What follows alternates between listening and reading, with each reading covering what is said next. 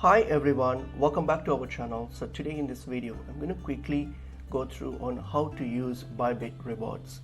So let's get into the video. So go to bybit.com, and once you get to your website, log into your Bybit account. So you need to log into your Bybit account. So once I've logged in on your account here, so what you're going to do, you're going to click on this on your accounts tab here on your top right, and then you will see an option called the third option, My Rewards. Simply click on it.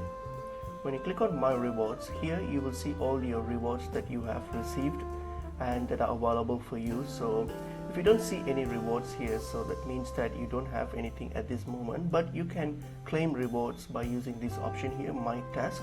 If you click on My Task here, and then here you will have various tasks that you can complete, and once you've completed those tasks, then you will be able to claim the rewards for it. So since my account is not verified, I don't have any tasks. But if you have your account verified, then you will have this task here. So all you have to do is simply complete those tasks and then claim the rewards. So once you claim the rewards, it will pop up here under My Rewards.